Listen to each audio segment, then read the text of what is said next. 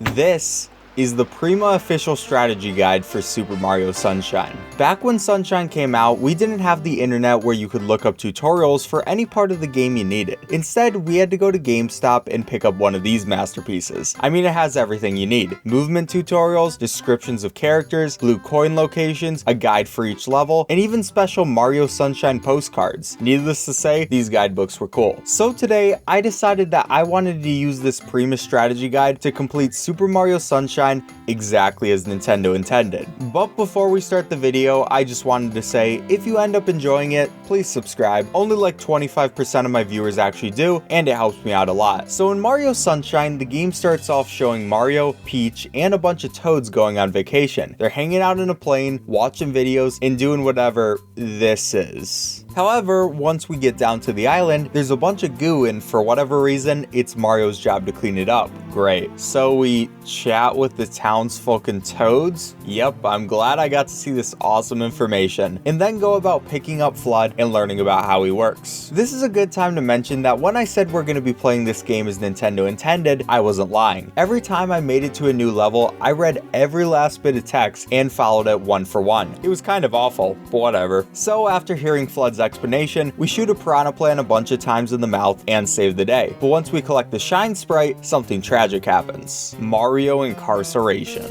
Yes, after we help the people on that island, we go to jail. And this is the absolute worst court case I've ever seen in my life. They literally have no evidence other than the fact that I kinda look like the person vandalizing their island. And to make it up to them, they forced me to clean up everything. Yeah, PIANTA should not be judges. After the cutscene, when we make it to the hub island, the book tells us to talk to this Toad, where we hear the greatest advice of our life.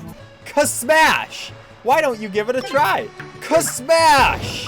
Yes! I really enjoy Ka-smashing. But we continue on in the game, kill a second goo piranha plant, have Princess Peach get kidnapped by the guy who looks like us, defeat that guy cause he kinda sucks, and follow him into our first actual level, Bianco Hills. For the first level, the guide tells us to go over the limestone path and optionally chat with 3 PIANTA people. I'll be honest, I've put a lot of hours into this game, and I don't think I've ever talked to these people, and my life isn't any better for doing so. We continue on our way until we get to the 3rd goo piranha plant in a row, who's chucking piranha haboons? That's what these things are called. But yet again, we blast water in its open mouth and kill yet another plant monster. Oh yeah, also each of these levels have a difficulty level attached to them. This was a medium, but don't worry because it gets harder. Now we head back into episode 2, where we have to make it to the top of the windmill. On the way, there are more piranha haboons in the level, but don't worry because the guide tells us to stay on the inside wall of the path to stay safe. Am I doing this right? We then make it up to the sails of the windmills, and while we wait for it to go up, we get a chance to turn around and enjoy the view. Gotta love the little things. Finally, we get to PD Piranha. He screams since he's a baby, and we get into a fight. Here we just fill up his body with water and can smash him until he turns into this weird looking goo.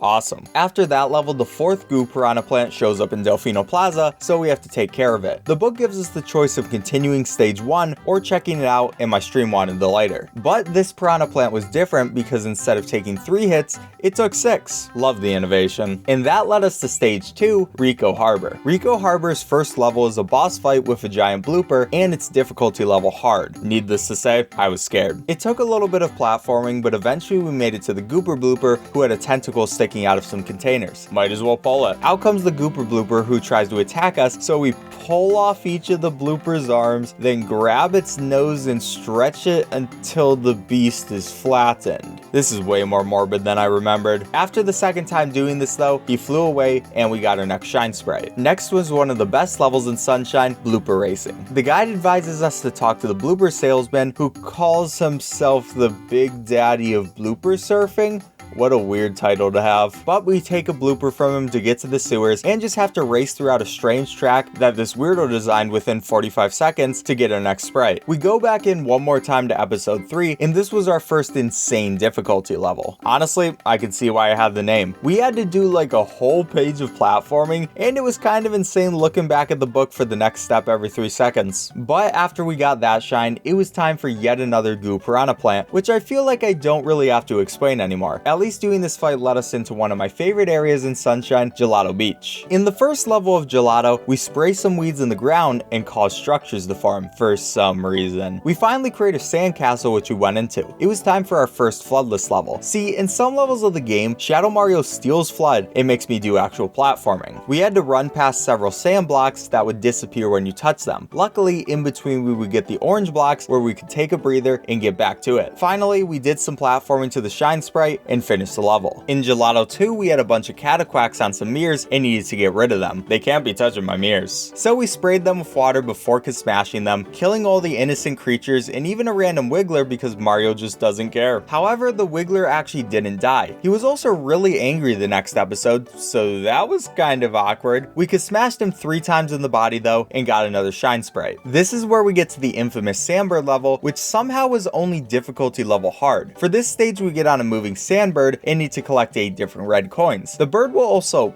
bank. Is that the word you use for turn? Whatever. And it's just not a pleasant experience. But once this level is done, we get another main story event. We see Shadow Mario as he steals Princess Peach and shows off probably the creepiest thing I've ever seen in my life before running away in the Bowser boat. How did Nintendo come up with this sequence of events? Therefore, it's time to save Peach again and go into Pinna Park. The first episode of Pinna Park has us fighting a gigantic Mecha Bowser. See, Bowser's son is mistaken Princess Peach for his mother and blames Mario for all the indignities his Koopa family has suffered. He also has a magic paintbrush or something, so we have to fight this thing on a roller coaster. Seriously, Nintendo, what were you on? All it takes is a few shots with some random rockets though, and Bowser Jr. will lose. But he does still take Peach, so I guess he wins after all since I won't be seeing her for like 40 more levels. After that confusing sequence, episode 2 has an angry Monty Mole who's trying to shoot us with bullet bills and bombs, so we use his own weapons against him. Idiot. Then we end off with another floodless platforming level, which isn't too bad. In episode 3, we go throughout the park and try to collect 8 red coins, and in episode 4, we kill some ugly creatures to save some sunflowers. Not too much to write home about those. But hey, look, we get another Shadow Mario section where Shadow Mario just straight up stole a Yoshi egg, so we kill him. Seriously, this guy's persistent. And that leads us into one of the worst levels in the game. We go into SIRENA Beach and need to fight a Gossamer Ghoul. The guide advises us to jet forward and hover over the manta. The water creates electrical sparks, which splits the beast in 2. This is the least efficient strategy ever. A much better way of dealing with this beast would be spam spraying, something used a lot in speedruns, but I don't think the author realized this was a feature, so we have to slowly attack the beast until it finally splits into its last pieces and dies. Definitely deserves the insane difficulty rating. And then the interesting thing is the next 3 levels are all difficulty level insane.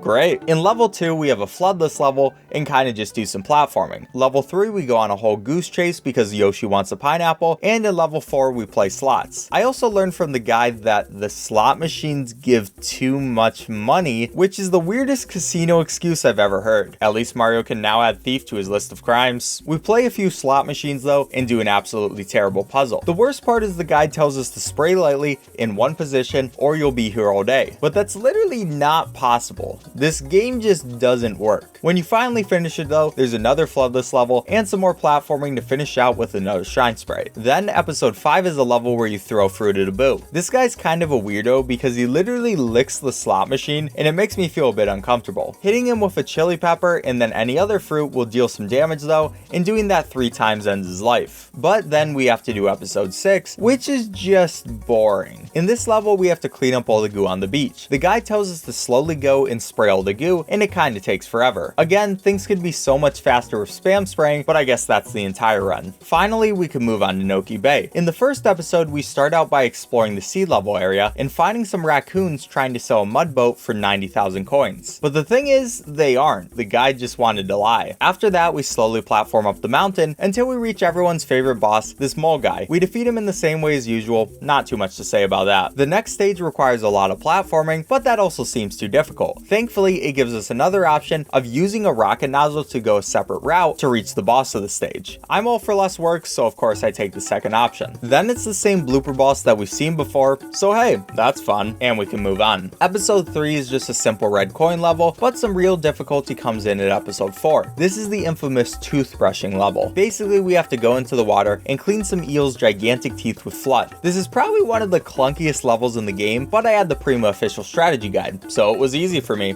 Kinda. Episode 5 is our first Piantissimo level, where some guy in a really strange outfit challenges us to a race. He's really slow though. I don't know where he gets this confidence from, but it probably shouldn't be there. But this did make us reach 25 shine sprites, so it was time for another defeat Shadow Mario section. And this time he had the turbo nozzle. Luckily we get an amazing explanation to copy his jumping and spray him with water as we go. Thanks Prima, I really needed that. I then used the time after this to go back and do the rest of the Bianco Hills levels, because the guide gives us the option to pick and choose what we want to do. All of them were pretty simple, as it was a floodless level, red coin level, another PD Piranha level but this time he could fly, another floodless level, and a Shadow Mario kill. Honestly, not much more to say than that. This resulted in us earning our 30th shine, and we got our final Delfino Plaza Shadow Mario encounter. This time the dude was running all around the rooftops, and it was kind of miserable doing it as intended, but we got him and finally had access to the final area, Pianta Village. Pianta Village starts out with one of the weirder levels of the game. Basically, 3 different chomplets are enraged with fire and we need to cool them off. We can blast them with water to cool them off temporarily, and then grab their tail and make them go into a pond of water. Please don't call PETA. This is ethical,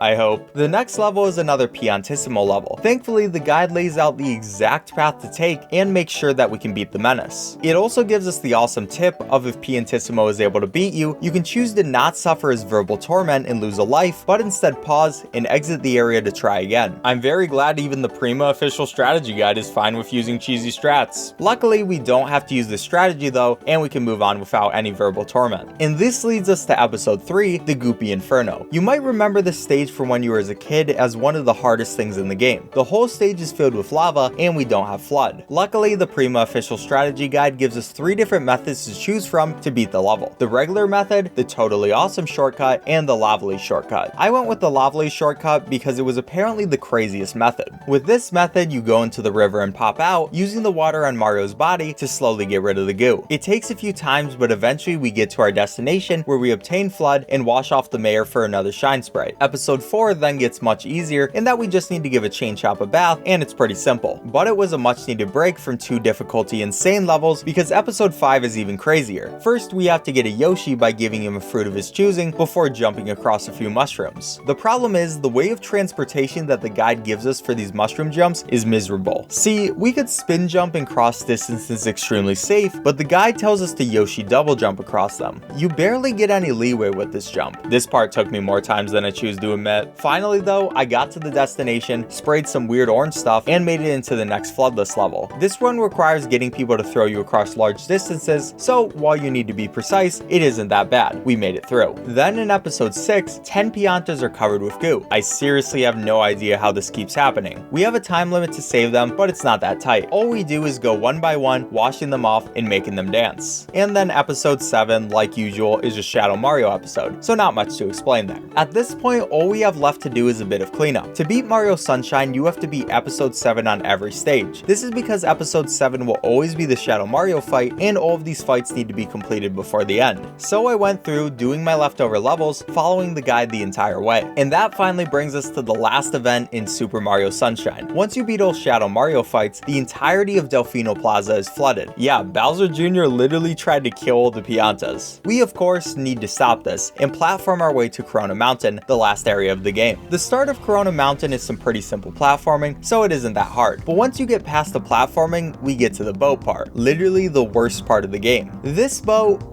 doesn't work. You need to use FLUDD to guide it, but the controls are so wonky and it's very easy to crash. If you even touch a rock, you lose. So that's fun. We slowly but surely made our way there though, and met a rocket nozzle before blasting our way through the clouds and making it to the final boss. See, Bowser, Peach, and Bowser Jr. were having a lovely family vacation, but of course Mario had to ruin it. We come by and fight the turtles. Luckily for us, we know we can be as reckless as we need because the strategy guide says Princess Peach is on the left, safely floating on a duck. Don't worry about her. Now that one was close. So we can go through, rocketing up and smashing on these very convenient fireball logos. Once all of them are broken, we win the game and save Peach. We then get a lovely cutscene and Mario and Peach are saved. But wait, FLUDD is lying on the sand, dead. Has FLUDD squirted his last red Electro Koopa? Thankfully the Toads fixed FLUDD, somehow. Literally how these guys are so dumb. But we can finally have our vacation. We won and we did it exactly as Nintendo intended. Thank you, Prima.